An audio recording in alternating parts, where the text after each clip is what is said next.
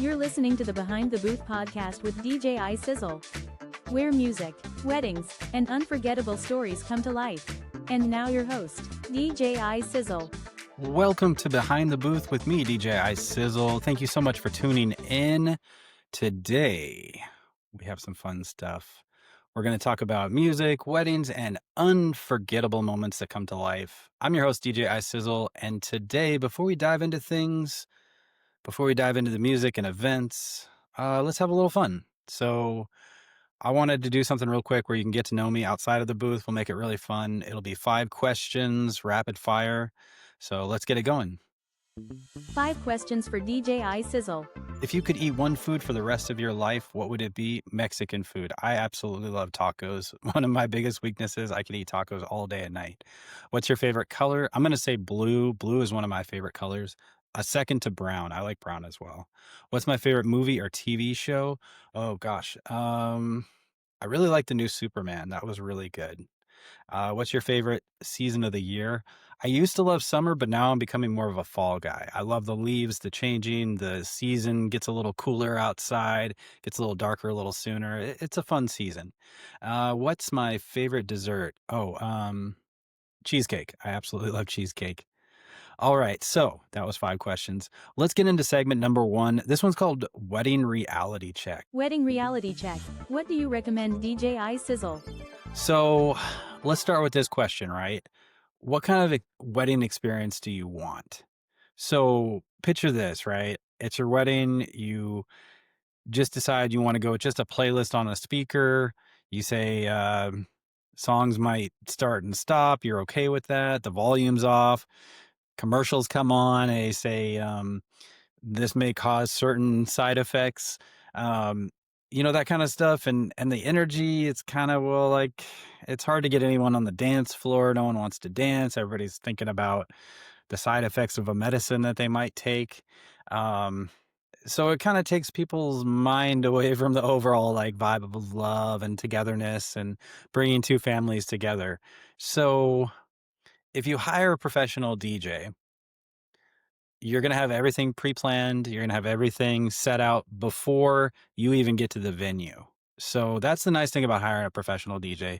They're going to keep the energy right. They're going to go over everything. Like I always send out a music outline, something that goes over everything from pre-ceremony to ceremony music to your grand entrance song, cocktail hour, first dances, do not plays, dinner music, must plays, are guest requests okay? Yes, no. If they're not, then is it okay if I take a request from the family member or a bridesmaid? If that's not okay, if guest requests are okay and you have a do not play of, say, the YMCA, and if a guest requested, is that okay to play it? So a really good wedding DJ will go over every little detail with you. So minute, like how long do you want your first dance? Do you want a full minute and a half or do you want a full 5 minutes? What kind of vibe are you thinking? Are you going to do cake cutting? Are you going to do a bouquet toss? Are you doing garter toss? Yes or no? What kind of song do you want from that? There's so many little details, and a really good professional DJ will take the time to really make sure that every detail is taken care of for your wedding. So I would recommend spend a little extra money, get yourself a DJ for your wedding. It's one of the best things you can do. Your guests will thank you. And just overall, you'll have a better flow of an event. So that would be my recommendation. Make it a good unforgettable, not a bad unforgettable. All right. Segment number 2. Let's move on now. Dance Floor Diary. Dance floor diaries. Tell us more, DJ iSizzle. Okay. So this is a great one. So one of my most memorable moments happened. It was so unexpected, right? So the bride and groom were cutting the cake. They got their cake. They were cutting it up, and they had somebody else cut all the cake, put it on, plates, hand it out to the guests. The guests were enjoying it. The groom's 7-year-old daughter comes up and says, "Hey, put on Party in the USA by Miley Cyrus. No one's dancing." And I'm like, looking around. I'm like, well, it's still cake cutting. So she's like, "Hey, can I use the microphone?" I'm like, "Well, do you want to say no to this 7-year-old daughter of the groom? I don't think you do." So I gave her the microphone. I said, "Yeah, take it all away." She said, "All right, play the song, DJ iSizzle." I said, "Okay." Song comes on. and I turn it up a little bit, and everybody kind of looks over at me, and then they look at her, and she's like, "Come on, everybody, it's time to get on the dance floor. Get up here, start dancing."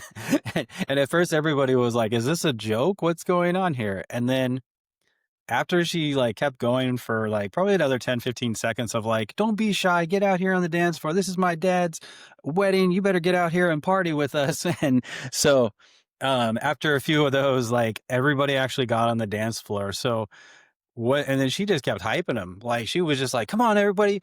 Like Miley says, "Put your hands in the air, put your hands in the air." And I was just like, this was unbelievable. I was like, this 7-year-old daughter is giving me a run for my money right now. This is absolutely unbelievable. So seeing her energy and excitement for her dad was like a really special moment. And you have to do that as a wedding DJ. You have to open up those moments where it's unpredictable, but yet a result that is so like memorable and magical happens. So I'm always open to those moments, and it was really one of those moments that was just I don't know, it was well, I want to say it was unforgettable. So yeah, really special stuff.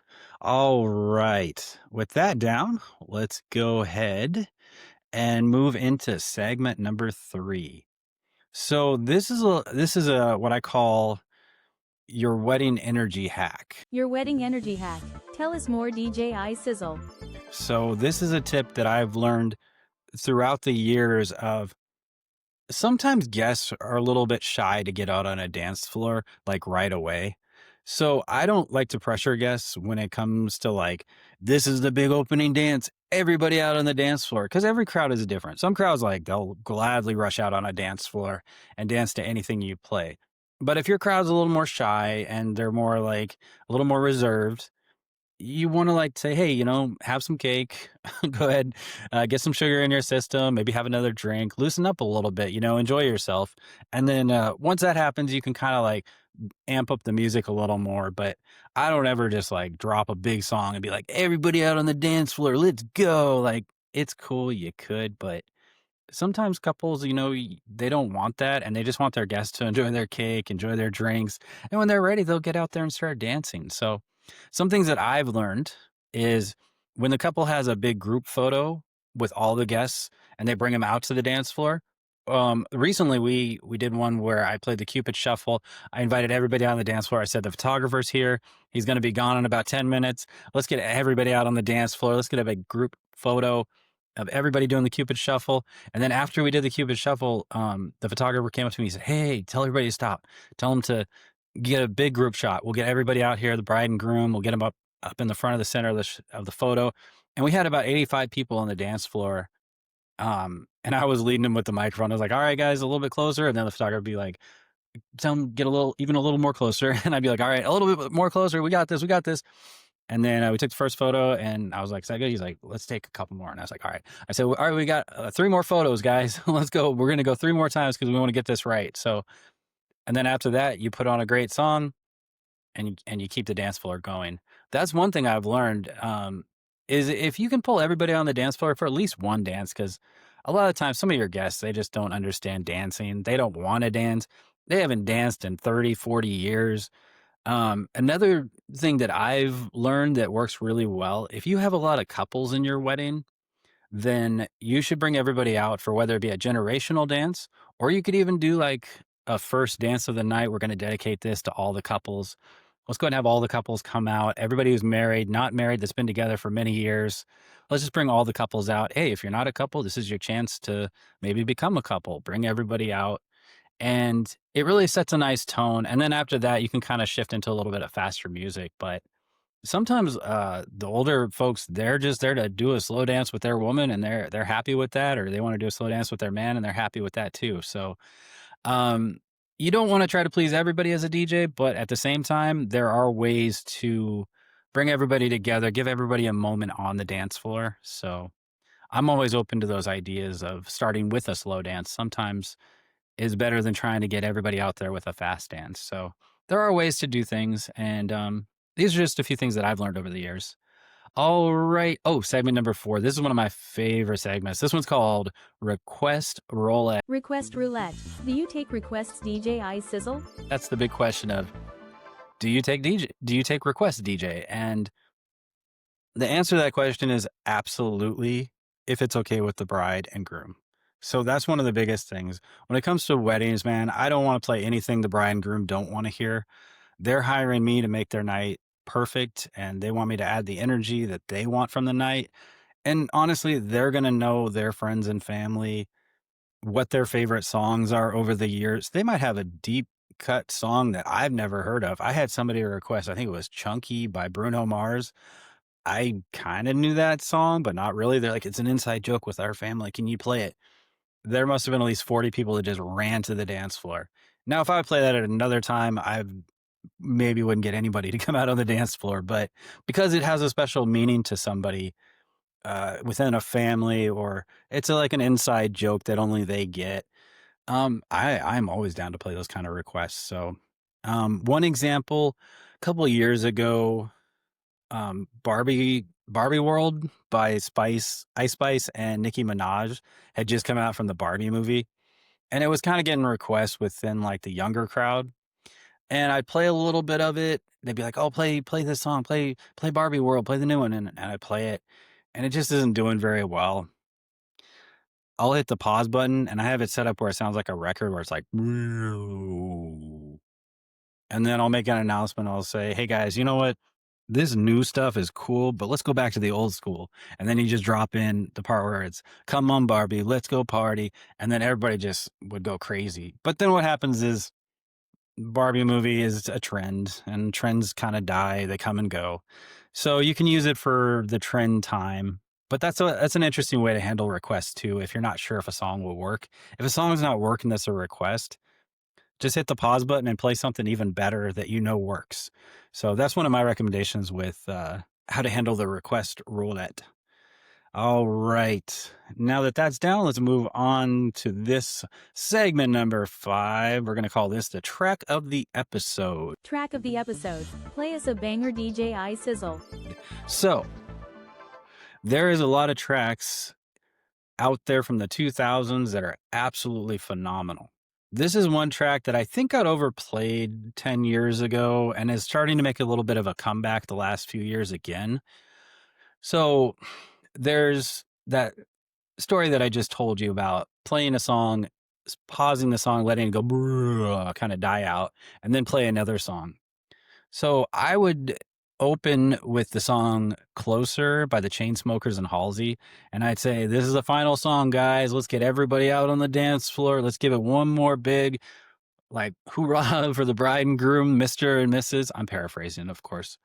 But I would do this, and then I would start playing Closer and be like, "Tell your friends it was nice to see him, but we don't." And people would be like, "Oh, this is how you're going to end? It's so low energy. And we just want to like get hype and wish the bride and groom well." So a little bit through, it'd just be like, I'd go hit the pause button and I go, "Oh man, guys, I am so sorry.